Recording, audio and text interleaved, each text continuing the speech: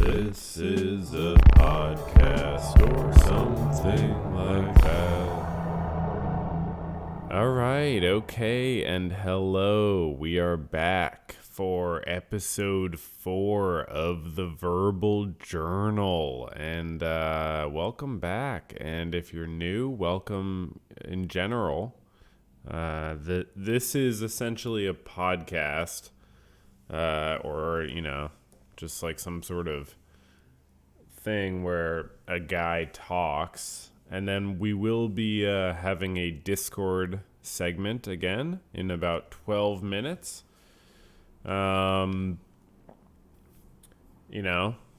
Where people can pop in and out, and we might have a chat or two. This has been a very successful podcast so far, Already 4 episodes in. I think our last one probably got 7 views or listens, I guess. But it's on YouTube as well as Patreon. I don't know how many people listen on Patreon. I don't think they tell you. Maybe they do now, actually. I should check. Maybe they up their game a little bit. I mean, Patreon's so funny. They just cornered the market on this sort of thing. So they just aren't good in certain respects. The platform is just wonky, but it's good enough to get money from people for doing art, which I love.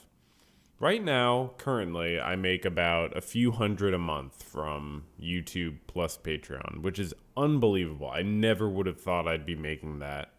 I really wouldn't. But now that I am, it's wow, this is the new normal. This is awesome. And that would probably work out to much less than minimum wage if you thought of what I did as actual labor. But it's a labor of love. Last night I was chilling out at the later part of the night, and I was just typing up my handwritten notes from watching Breaking Bad, because I finished watching Breaking Bad. So I was typing up the notes, and yeah, it takes a lot of time. Surprisingly, it takes a lot of time just typing up thousands of words of notes. And then I have a shorthand, so for all the characters, I'll just do their first letter, and then later I'll do find and replace and change all the W's to Walter and change all the J's to Jesse and all the S's to Skylar's and all the H to Hank and all the M's to Marie's. And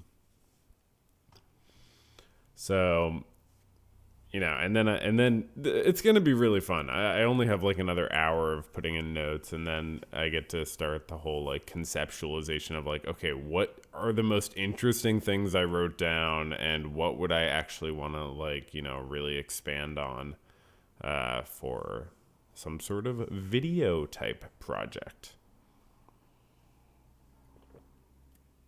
Breaking Bad video essay type beat.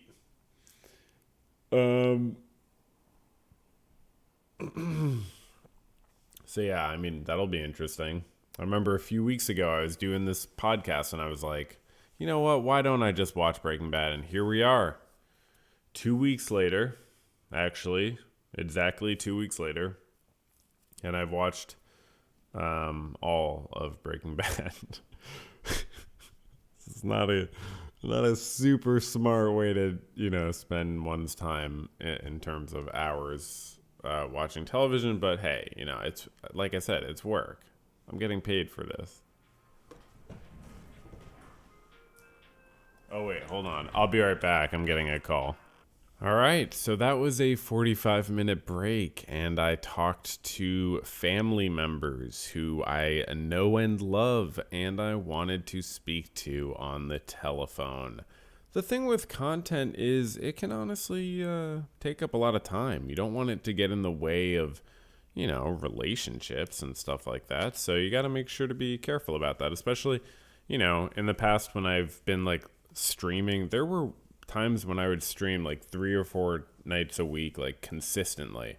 And, that's a lot for like 2 hours even is still a lot. And so you don't, you're out of commission sort of for, that's like, it could be 15, 20 hours a week, and that can be a lot. And yeah, so you want to minimize that out of commission sort of stuff. But hey, it was a nice break from, the podcast. We did a little beginning to the podcast, and then we took a little break.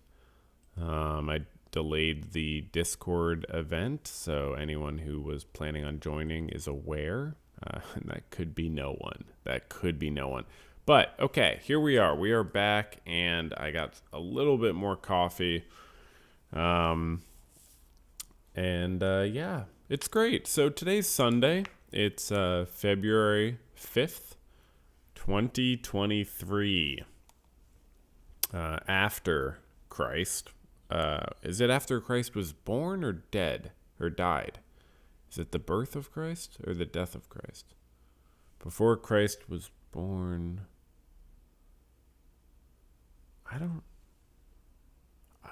Honestly, I think it's birth, right? Like, if, like, gun to my head, I would say birth of Christ, of course, right? But gun to my feet, I would probably say death of Christ. Okay, that doesn't make sense. The point is, here we are. And last stream last week was funny. I mean, last podcast. Sorry, I do so much fucking content. So speaking of streams, before we get to talking about last podcast, I did a stream 2 days ago. It's Sunday afternoon right now. I did a stream on Friday evening. And you might have been there if you're listening to this. I even talked about the podcast a little bit. So here's some cross-pollination of content right now. Coffee sip. But yeah, so I did do a live stream, and I was just talking all about Breaking Bad. Because, yeah, I finished watching it on Wednesday. And then I watched El Camino on Thursday.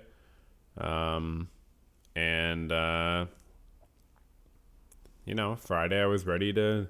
I was a little bit like, oh shit, I'm kind of like starting to talk about this. Like, I don't have all my ideas worked out at all. I haven't even typed up my notes. I haven't even reread my notes. Like, you know what I mean? Like, I'm just going purely off of, like, my reaction. But, that's totally fine, obviously, as well. And people like that, and I like that. And it was a lot of fun. And there were a lot of notes of things I wanted to talk about that I brought up on my stream that came from typing up the first part of my notes on the show. So if you go back carefully, you might actually be able to realize that a lot of the things I talked about only go up to like season 2, because I had only typed up that amount of notes by that time. That's not at all like generally true of the stream, but I'm just saying that is a funny little detail about some of the points I brought up. So I'm fine with that, of course, because it is what it is, and we have a lot more to talk about. But it will come with time. But yeah, I'm very pumped about just I don't know. I'm pumped about tackling this. It seems like it's gone really well. So, it was just a very interesting experience. It's like, okay, after all this time, okay, when was it that I first announced to the YouTube audience that I had not watched Breaking Bad? I know it was the 4th video. So the 4th video in the Better Call Saul series came out June 3rd, 2022. So on June 3rd, I announced to the YouTube audience that I had not seen Breaking Bad. I had been making Better Call Saul videos since February 18th. They had been popular since around April, when the show came back on for season 6. So after about 2 months of my channel sort of exploding, relatively, I announced, hey, by the way, I haven't seen Breaking Bad. And that was funny. And that was a lot of fun. And then I just powered through, made another Better Call Saul video, and then the season, the series ended. And then I made 3 more.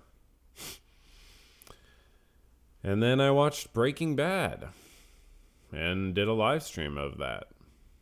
So what was my point? Oh yeah, my point was so it's from June.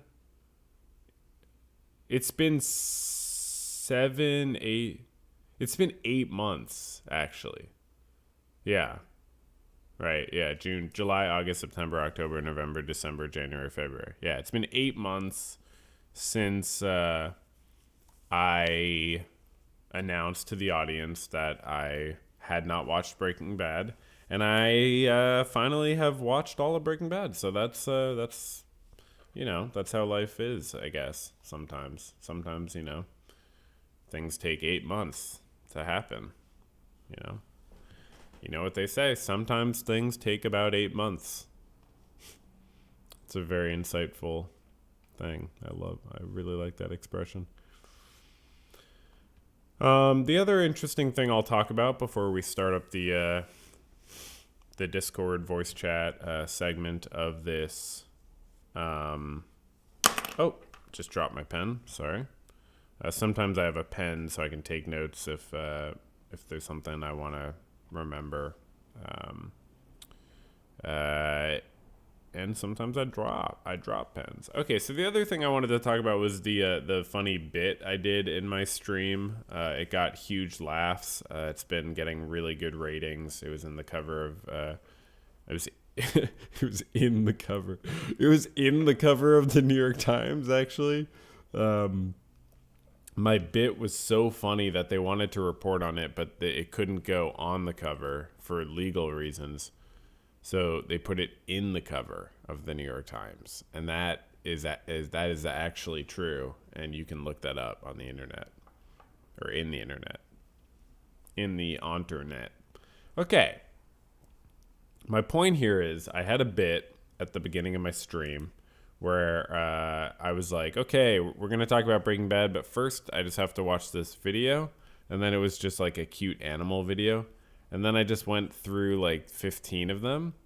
And it's a bit that I'd say it landed surprisingly. I was worried about it because it's a bit that came to my mind like several months ago. I was like, oh, that'd be funny. What if I just like did a funny like thing where I like, because people are so excited to talk about Breaking Bad, like what if I just like delayed it in a funny way? So I started gathering. Anytime I saw a cute animal video, I would just throw it in this Google Doc. And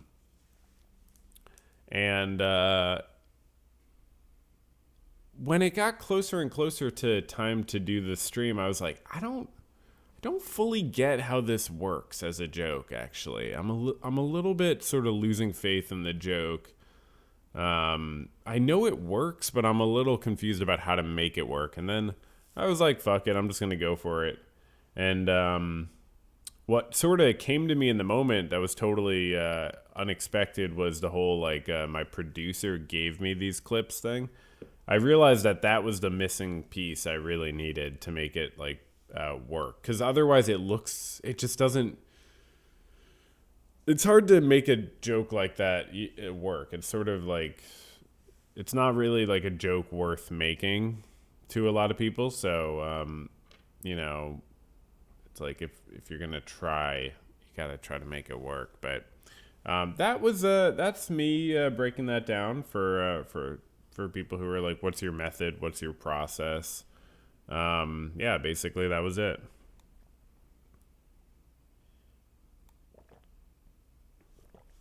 Okay. Coffee sip. Okay, so what else to talk about? I've been doing a little bit of short story writing. I know I've been talking about that. That's something that I've been working on. It's been important to me to keep on working on that, chugging away at that. And I mean, I nothing big, nothing huge, but just making some progress. But I had some interesting ideas sort of come to me, just like a sentence, and then I kept writing, which is how I want to be inspired nowadays. It's how George Saunders sort of talks about writing, the author I was talking about in a previous podcast. Just sort of doing it line by line and just writing each writing each line so that it makes you want to keep reading, and just making that your only goal and not thinking too hard about everything. And like, no, that's not a good way to put it. Thinking very hard about everything, but like letting each line sort of give you all the information you need to think hard about everything. So you are thinking hard, but you have all the information at your disposal. You just need to react and respond to what you put down and what's there. So asking myself questions: why is that sentence interesting? What does it mean? How can I make it actually make sense? What does this next one need to be? And, trying to not fall into what I, talked about also a little bit on a previous podcast, which is doing too much dialogue. I fall down dialogue rabbit holes. I love dialogue, but not everything has to be all dialogue. But speaking of dialogue, let's start the Discord event. See if anyone comes and joins us for the Discord segment of Verbal Journal. We are connected.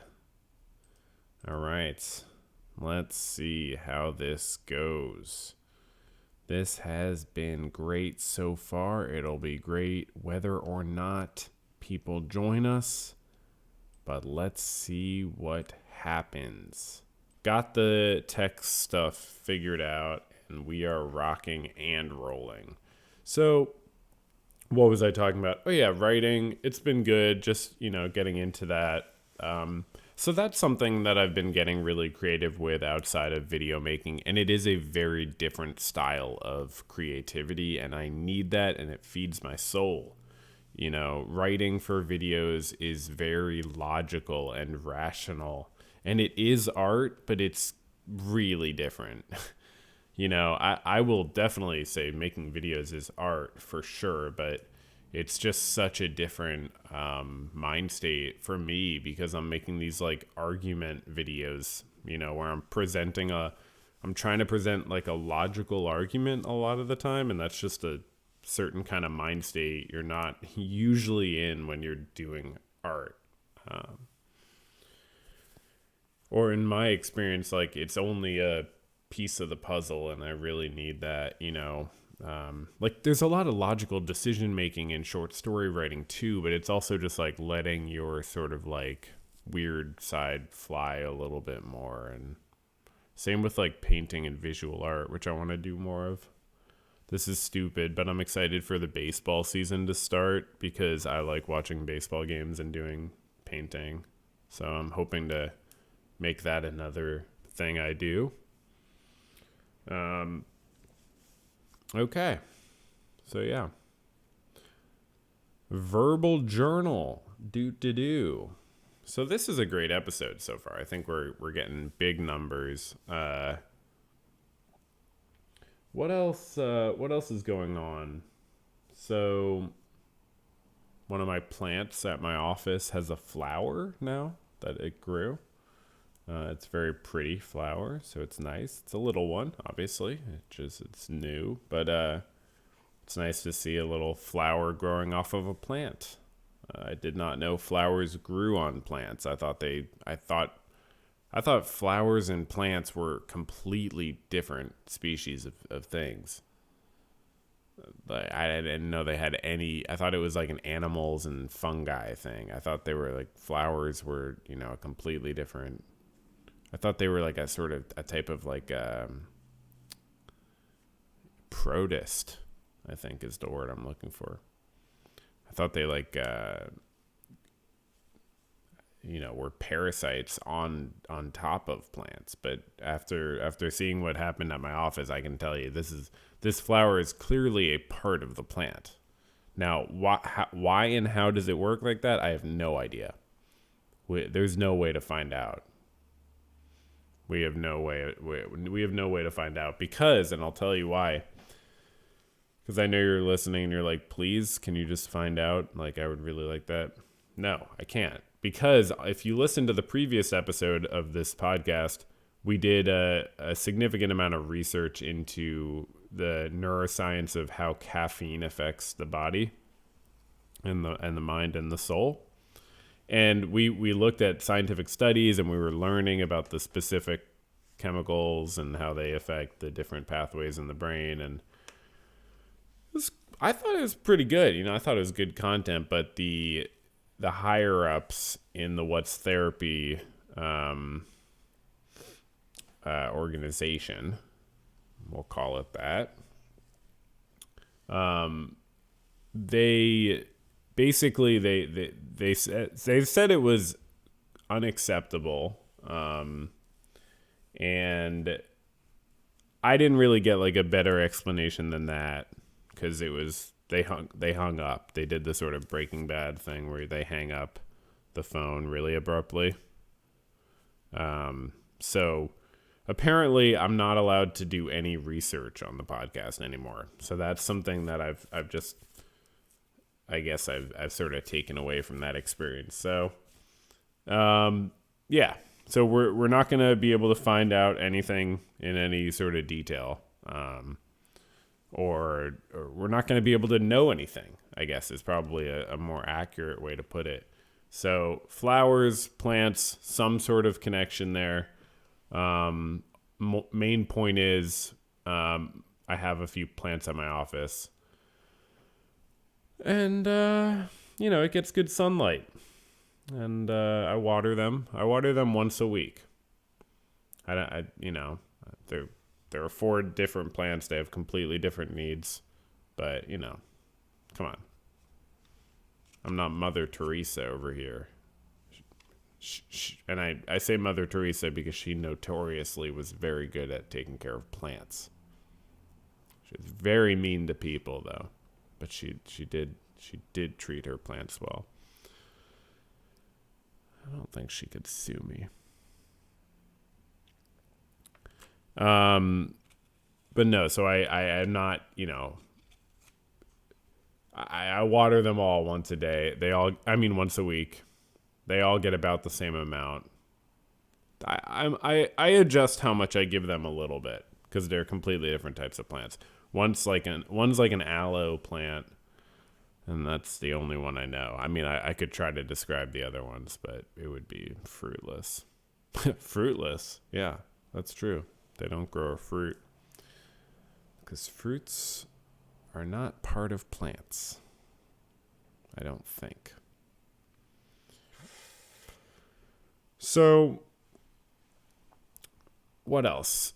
I could check the email. I checked it, I believe, last night. I don't think anyone has sent in emails. If you're listening to this, we have a mailbag. So you can send in a message or a question, or an improv scene request. In the future, we're going to do improv if anybody wants to do that. But yeah, the address is verbaljournalpodcast@gmail.com. We currently have never received an email at that email. So one day I look forward to someone emailing that address, verbaljournalpodcast@gmail.com. I don't know what else to say. Just if you feel like doing it, you don't have to do it. It's not like a mandatory thing. It's suggested. So that'll be a segment. But yeah, we're building this thing from the ground up, We don't have the big corporate sort of backing that most podcasts do. We don't have the millions of dollars. We don't have the studio set up, we don't have the foot massage, we don't have the hot bathtub, It's just like a completely different arrangement here. So we're shooting from the hip. So speaking of shooting from the hip and Breaking Bad, so in that scene with those guys who broke into who wore the police vests and went into the apartment of the guy that Jesse was getting the money from. Wait, whose fucking apartment was it? God, there's so many details to this show. He was going back to get the money. It was the guys who dressed up as police officers when they were at It was at Todd's apartment. Yeah, of course, because this is in El Camino, and it's after Todd died, and so yeah, they interacted with like his landlord and stuff. But yeah, so when Jesse goes and tracks those guys down because he realizes from the vacuum guy that he needs like $1,800 more dollars, and then he ends up in a shootout with that guy. He shoots obviously with his other hand, right? I mean, that goes without saying. I rewatched it several times because I was like, what just happened? So he's in a shootout, and he has obviously the prominent gun in front, showing, and then he doesn't reach for that one. He has another gun in his other hand. So just out of curiosity, not that I care, not that it's a big deal, but is that not allowed? I mean, I guess I didn't know. I'm watching this in 2023 alone. I'm not like part of the Breaking Bad community, I guess. Not yet. Not until my video. But yeah, is that like unethical? I mean, it's this other guy was a dick. Like, come on, you're gonna fucking do a shootout? Just give the guy $2,000 or don't. You fucking, like, seriously, what? Because they're all on cocaine or something? They want to do a shootout? Oh my god, the one of them who was like to Jesse, like, you're on fire, because he was just too high or something. That's pretty funny, I guess.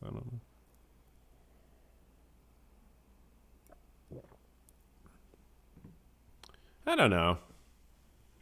I don't know. It's going to take a little while for Breaking Bad to sink in and for me to fully like internalize and understand, what it is and how to. But I think I've started to, make some connections between Better Call Saul and Breaking Bad.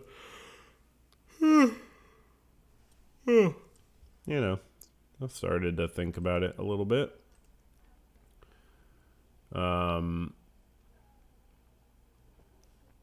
So what else?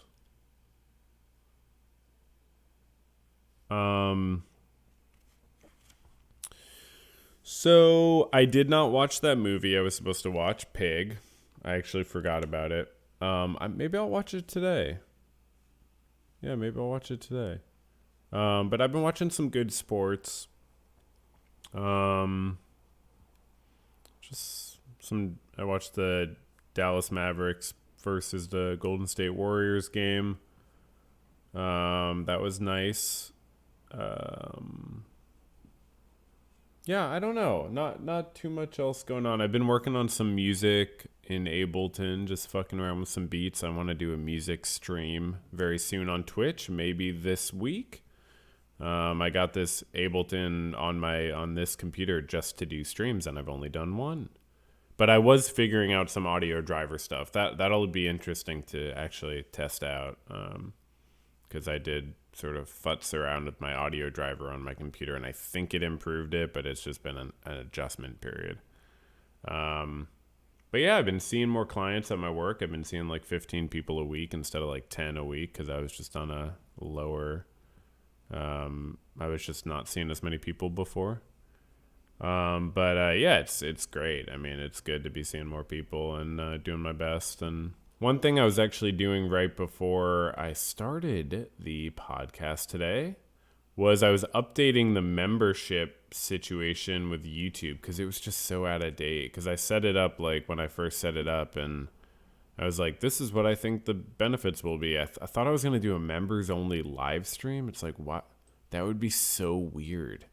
With 10 members, like, how many of them are going to be available at the time I do a live stream? Like, what did I expect? I was going to get like hundreds of members like immediately. So that's not, a big deal. I can do that eventually, I guess. It doesn't seem like like that seems like a weird benefit that no one needs or wants. But what I was updating it didn't even say that there was exclusive content, because I didn't know at the time how I was going to like post all the Patreon content. But I did figure out how to just, get all the all the links to all the, all the videos and stuff. And so I wanted to update that, make it clear, oh, you're getting like all this, extra stuff. Not that it's like, that amazing, but, and then I think I added like the Discord. I just made the Discord thing a little bit more clear. So, whatever. But yeah, it's whatever. The money, the fact that I make any money from this stuff is amazing. But yeah, it's fun to offer a little bit extra stuff, but it's mostly just like nice to be able to get paid for this crazy work I do. It's ridiculous. Yeah, it's art is so cool because you just like assign yourself work. Like no one, I guess people did ask me to watch Breaking Bad, but that's not what I mean. Like no one asked me to like make videos, or, and then it's like, okay, I'm just gonna make videos, and then eventually I'm gonna hope that people, watch them more and more. So much fun, really very cool to do, and anyone can do it. And I do think it's, obviously social media and digital media and YouTube and stuff takes up too much of our time, or my time at least. But it is kind of cool that we can, so many people can just upload shit and make like some amount of income and like form a community and like have some sort of like form some sort of capital, frankly, where you like you feel a sense of like, oh, this is like my thing that I've like built. It can also be taken away really quick because, the whims of the YouTube gods are dark and mysterious and in notorious ways. But okay, so this might be another solo pod today. I don't know how much longer we're going to go. I'm trying to think of if I have anything pressing. Or is there any interesting scholarly article I should look up? I was reading some interesting ones the other day. I don't know. Oh, here we go. Yeah, I'm gonna have a good time finishing up the Breaking Bad notes. That's what I've got planned, definitely for later. Interesting. Did the computer just sort of freeze? Okay, only a little. Nice. Just because I loaded a big Google Doc. Okay, yeah. Is this something we were looking at last time? Anxiolytic action on the behavioral inhibition system. So anxiolytic is when anxiety is decreased. Something is anxiolytic if it decreases anxiety, and it's anxiogenic if it increases anxiety. So anxiolytic action on the behavior. I don't even know if I'm pronouncing it. Anxiolytic. Should we look that up? Because I genuinely have never heard it pronounced. Pronunciation. Anxiolytic. Let's go. Anxiolytic. Slow. Anxiolytic. Anxiolytic. Anxiolytic. Anxiolytic. Anxiolytic. Anxiolytic. Anxiolytic. Anxiolytic. Anxiolytic. Anxiolytic. Anxiolytic. Okay. Anxiolytic. Okay. Anxiolytic action on the behavioral inhibition system. So the behavioral inhibition system would be a system in the brain, a system of connections. So anxiolytic action on the behavioral inhibition system implies multiple types of arousal contribute to anxiety. Multiple types of arousal contribute to anxiety is proved because anxiolytic action on the behavior. Okay, so what does that mean?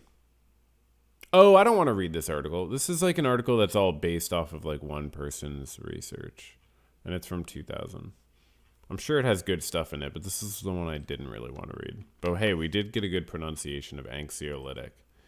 Anxiolytic. Anxiolytic.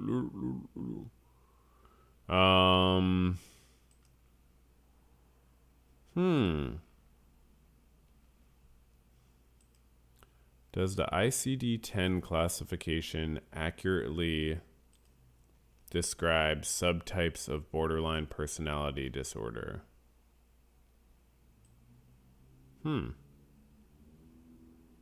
That's an interesting question.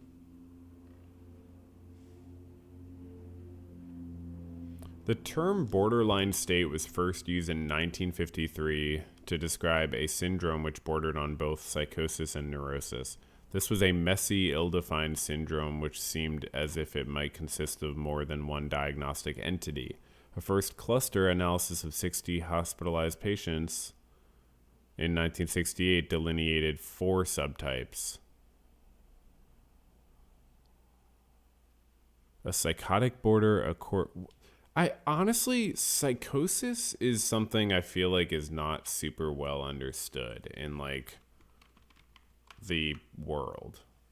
And it's honestly something I didn't even learn a ton about in my like schooling and my master's program. Like I wonder like what is the modern understanding of psychosis? Because I feel like it has changed. Oh, here's an article from 2021, Modern Understanding of Psychosis. So I just searched in Google Scholar.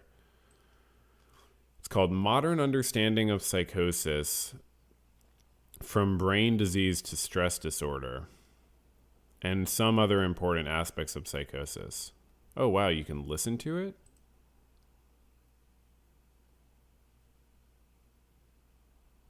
Yo, what? Let's go. Full article. Figures and data. References. Citations.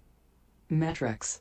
It's just licensing. It's reading the whole. Reprints and permissions. It's reading the page. View PDF. View EPUB. Okay. Abstract. Okay, here we go. In this editorial, we try to summarize how we, in 2021, understand mental disorders in general and psychosis in particular. Psychosis. We have tried to write it in a language that is understandable for our readers. Okay, that doesn't help. I thought it was going to be like a discussion of the paper or something. It was just a voice reading it. So this article says that,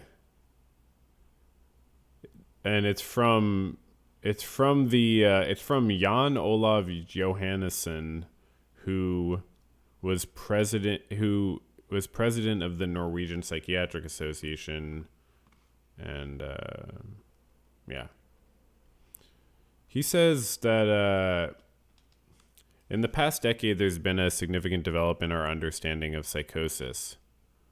We've come to recognize... Hold on. I had to resize the page. We've come to recognize a clearer logic in the development of mental disorders through stages and phases, and we understand better how mental disorders develop gradually and as a result of perceived stress. We have gained new knowledge about stress reactions, mental and physical, and now we understand more our mental experiences as internal imprints of external events. We further understand how the stress and immune systems interrelate as a result of external stresses and life events, both in the past and present. And how we understand mental illness is crucial for how clinical services are designed, what content they provide, and what treatment approaches we give priority to. This understanding has varied throughout history. The two extremes are those who understand mental illness as exclusively environmental, and those who, on the other hand, understand mental illness as biological, hereditary diseases in line with many somatic disorders. If one considers psychosis as a biological disorder where the psychosis breakthrough is almost inevitable, in line with, for instance, If one considers psychosis as a biological disorder where the psychosis breakthrough is almost inevitable, oh, right, I see what they mean by psychosis breakthrough, like becoming psychotic. In line with, for instance, chorea Huntington, like I guess Huntington's disease. The emphasis will be on biological treatment approaches and care. If, however, one considers mental illness and psychotic disorders to be linked to environmental factors, the emphasis will be on correction of the external environment, relational aspects, and prevention. in the 40s through the 60s, our understanding was way over on the environmental side, while the pendulum swung over into a biological understanding in the 70s and into the 90s.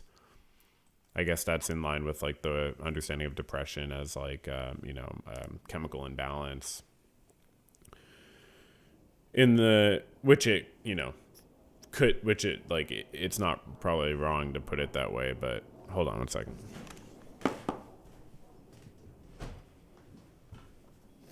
Plane flew overhead. It's not wrong to call it a chemical imbalance, I'm sure, but it's not like necessarily biological or hereditary, I guess, all the time. It's not always hereditary necessarily, or there's just a lot of complexities to that, obviously.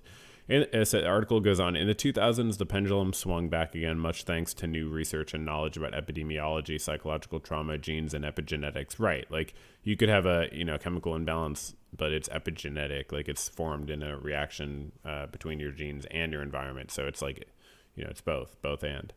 The breakthrough in epigenetics to understanding that gene expression is also influenced by the environment, by human experiences, has been crucial for modern understanding of causation in mental disorders. We furthermore know that the epigenetic development works over several generations.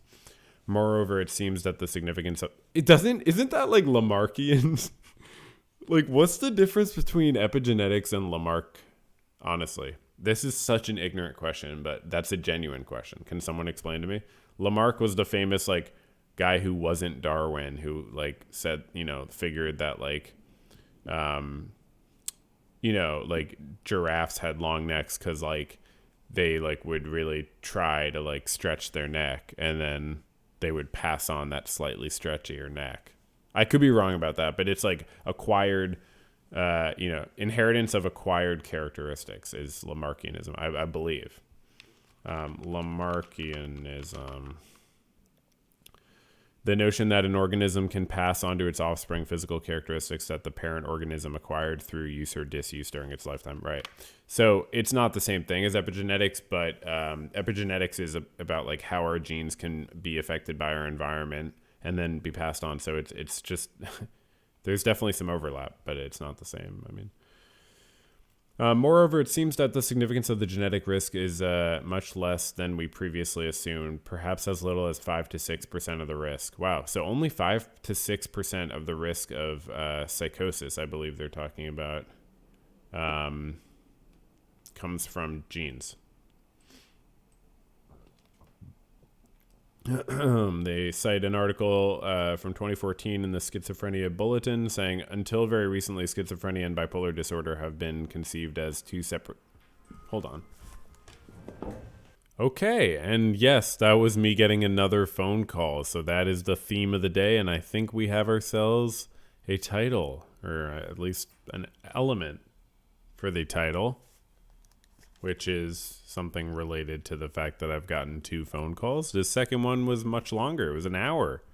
So that's, 2 very great phone calls with friends and family to interrupt the podcast.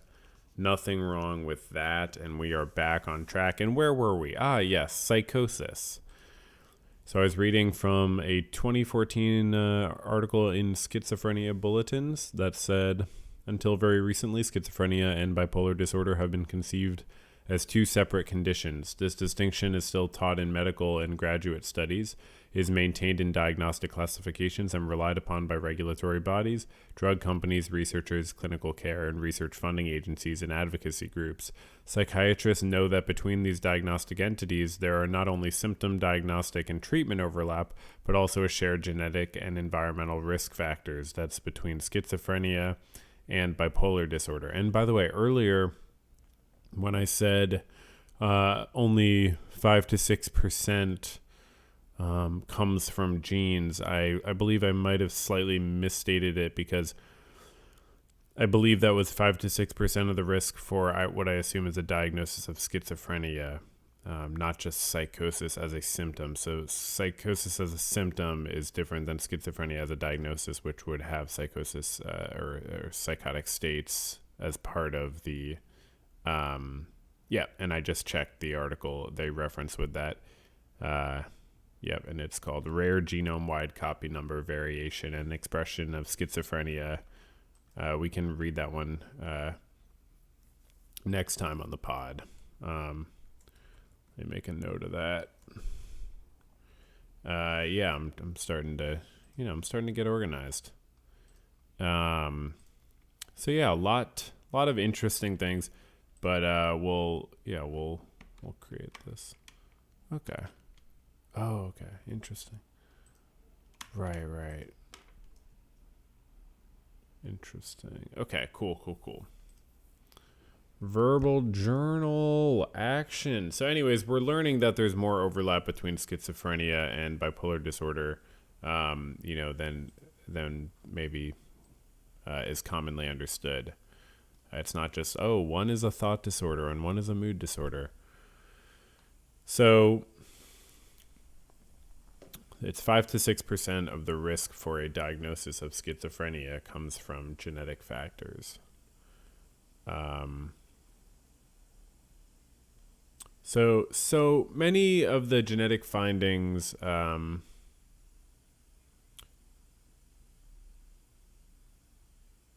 okay, sorry, there's another typo. This happened last week. It says, so many of the genetic findings too overlap between different mental disorders, suggesting that there may be a relatively large element of common underlying causes. And then there's no period. So it's like, I don't want to write off this article because of this, but I mean,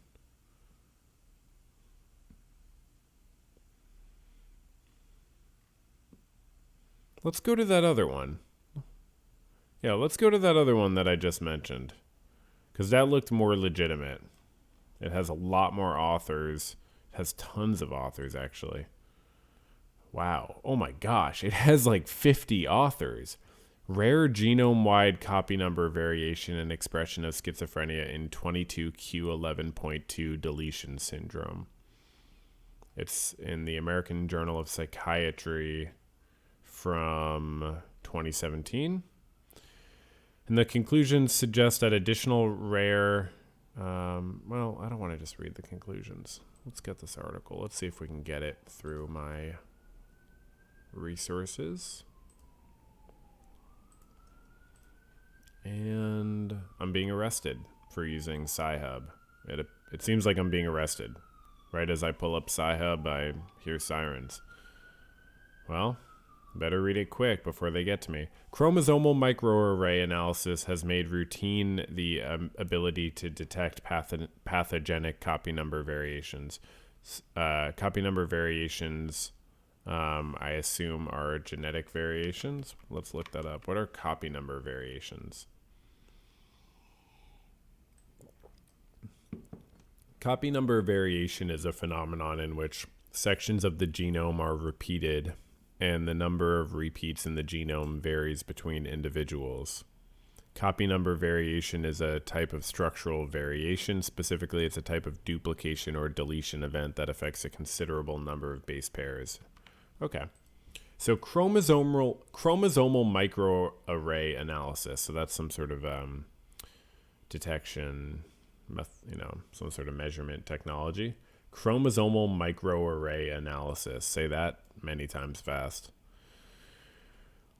Has made routine the ability to detect pathogenic, so disease causing copy number variations, including recurrent copy number variations associated with established genomic disorders.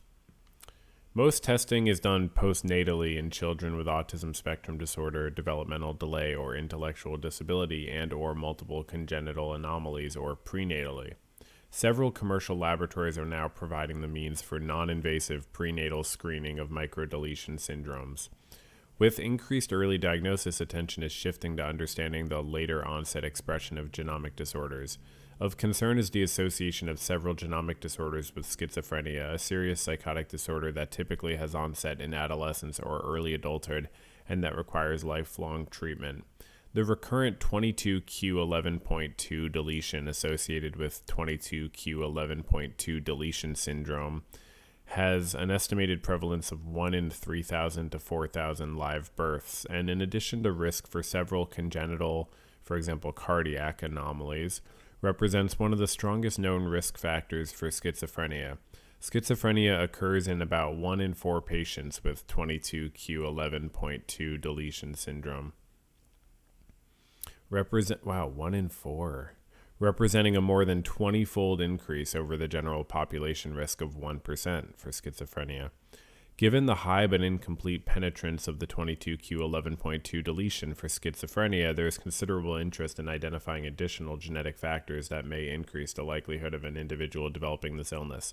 So, just to put this in perspective, so we said that only 5 to 6% of a person's likelihood to have schizophrenia comes from genetic factors, but now we're saying with this one deletion, people who have this one deletion, 1 in 4 of them have schizophrenia. That's not a contradiction, of course, because we're saying of the people who have this deletion, that is a profoundly significant cause of schizophrenia or causal factor to schizophrenia. But still, in general, schizophrenia is not usually caused by genetic factors. So just to sort of clarify that.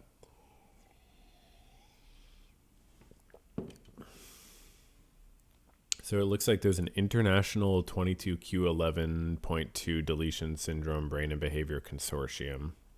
That rolls off the tongue. To discover additional genetic factors that contribute to the high risk for schizophrenia in the 22q11.2 DS population. So emerging research suggests that additional rare, what is this? Copy number variations. Additional rare copy number variations elsewhere in the genome may shape the expression of cardiac phenotypes associated with 22q11.2 DS. So in this study, they identified rare copy number variations that may be involved in the expression of schizophrenia in 22q11.2 DS.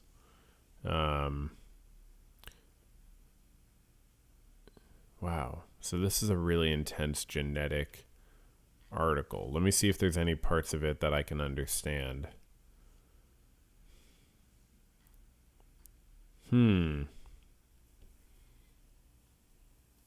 Let's see. They looked at certain genes that they know are related to schizophrenia. I guess this is definitely helpful. Okay, let's see. Let's look at their discussion. For the first time, there are sufficient data to support additional rare copy number variations that overlap protein coding sequence as contributing factors to this increased risk. These comprise both rare duplications that overlap genes involved in neuronal functions and rare deletions that tend to overlap more genes in those who develop schizophrenia. The findings suggest a possibility that additional information captured by chromosomal microarray at the time of initial diagnosis of a 22q11.2 deletion could eventually help in identifying some of those who are at greatest risk of schizophrenia. Yeah, I'm sure that's going to be in everybody's insurance plan, huh? Some 22q11.2 deletion microarray chromosomal analysis. Yeah, hey, doc, can you... Oh, what? How much is it out of pocket? Okay, this article is not conceptually understandable for me. And definitely not what I was looking for. Let's see. Wow, people are... Okay, how about this? Okay, here's an article I found in the bibliography called Recent Genetic Findings in Schizophrenia and Their Therapeutic Relevance. So that's what I'm looking for, just like modern interpretations of like just how we understand schizophrenia and psychosis nowadays. Because as a therapist, I don't work a lot with psychosis, but I want to understand it better because obviously you can't avoid it. It's in the population, and it's something. It's part of mental health. It's part of understanding mental health. So this article is freely available: Recent Genetic Findings in Schizophrenia and Their Therapeutic Relevance by Paul J. Harrison. So it has long been known that schizophrenia has a genetic component, a substantial genetic component with a complex non-Mendelian inheritance. This article says estimates of heritability range from 65 to 80%. Okay, so that's heritability is how much is that the proportion of variation in a population trait that can be attributed to. So isn't that directly contradicting what the other article said? Or is heritability different? Is heritability, no, that's not how much you pass it on. That's how much it comes from genetic factors. That seems to contradict. I don't know. They say estimates of heritability range from 65 to 80%. But, I mean, they keep emphasizing how little is understood, so. The best established DNA sequence variations that are risks for schizophrenia are single nucleotide polymorphisms and copy number variants, which we were just talking about, copy number variants. There are no confirmed causal mutations nor families in which schizophrenia segregates in a Mendelian fashion. I don't know what that means. Let's get to the part that's relevant to therapy. The existing findings account for only a minority of the heritability of schizophrenia, and there are various explanations for what accounts for the rest. Firstly, as noted, many more single nucleotide polymorphisms and more copy number variants and rare variants will no doubt be found as exome and genome sequencing studies bear fruit. Secondly, it is likely that at least some and possibly much of the genetic risk reflects gene-to-gene interactions rather than simply the cumulative effect of multiple independent genes. There are preliminary clinical and experimental data which support a role for epistasis in schizophrenia.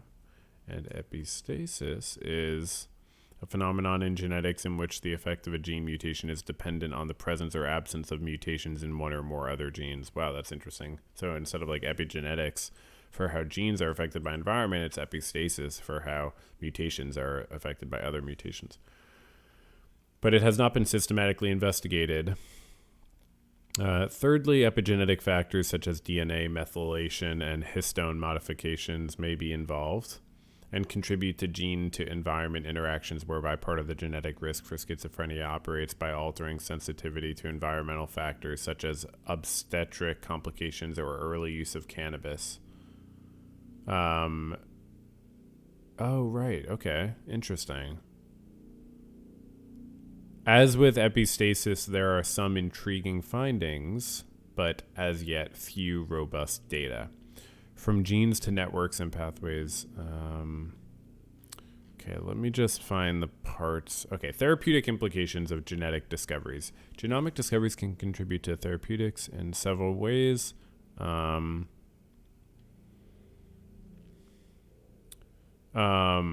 A reality check is provided by one article which lists a series of generic criteria to be considered when applying genetic findings to drug target validation.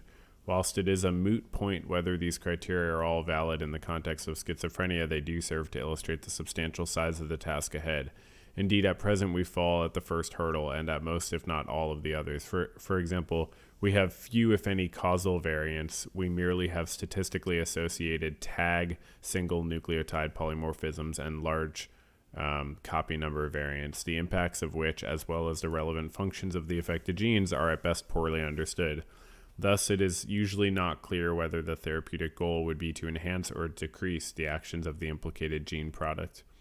And critically, since each gene independently contributes such a small amount of the variance, a drug may well not produce significant therapeutic traction even if it were perfect at correcting the abnormality. Interesting. Are we having a good time? So what is the way ahead, the article continues, avoiding both naive optimism and nihilism. The middle ground is to use genetic information not as a standalone determinant for target identification or validation, but as one factor to be considered in conjunction with a range of other sources of information and taking into account practical considerations. Let me just scan. Okay, so when they say therapy, they don't mean talk therapy, of course. They mean gene therapy. Okay. or like any sort of treatment, it sounds like. I'm just scanning what this says.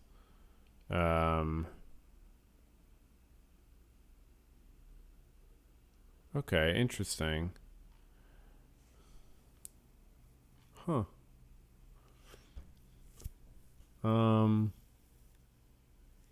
It is from genetics that the core biochemical and molecular basis of the disorder will finally be elucidated, and it is from the latter understanding that rationally designed and effective treatments will be developed. Notably, a recent study showed how the genetics of rheumatoid arthritis is informing target validation and drug discovery. Interesting. Okay.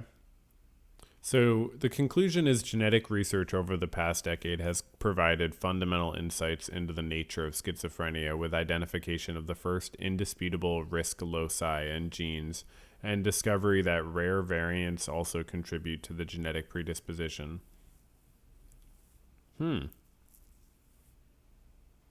Finding loci and genes for schizophrenia is a triumph, but it is merely the start of a long process towards meaningful biological understanding, let alone better treatment of the disorder.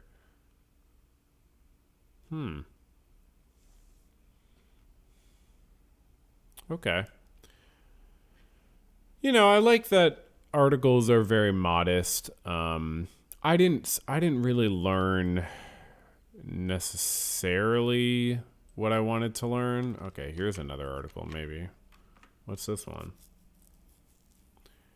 Glutamatergic hyperfrontality and schizophrenia, too little juice or a miswired brain. Should I leave this one for next time? That might be a good sort of, that might be a really good cliffhanger for the people listening to definitely come back. They say, wait, you're going to read the glutamatergic hyperfrontality and schizophrenia, too little juice or a miswired brain article? Wow. From 2009? That's right. I'll leave you hanging. I just pulled it up on Sci-Hub. So we are definitely going to be looking at that next time. But that you're just going to have to wait for that. So if you want to understand how glutamate and glutamate pathways interact with the brain and stuff, you're going to have to wait. Well, you're going to have to wait a long time because I don't even, I'm trying to learn this stuff as I talk about it. This is not a lecture. This is a verbal journal. And maybe that's a good place to end today. This was a very interesting episode. I like that they're all so different. This was obviously a solo pod. I don't think I'm going to put solo pod in the title because I already did that for the second episode. I don't think I need to always put that in the title so prominently. You know what I mean? It's like I already did it. It doesn't always have to be in the title, I think. I was getting a lot of comments about, hey, you don't have to put that in the title type of thing. But, hey, so thanks for listening. If you enjoyed this, if you want to write in to the pod, you can write into verbaljournalpodcast@gmail.com. Say what up, ask a question or, comment or whatever. And, yeah, I'm glad to be doing this. And, yeah, I'll be back next week for another. Oh, wait. Next week I might not, actually. I might. I made a note to mention this and I forgot, so... Yeah, there's a chance it'll either be late or a day late or some hours late or just skip next week. I don't know. We'll see. I might have something going on. But this has been lots of fun, and I hope you enjoyed listening. All right. Goodbye. This is a podcast or something.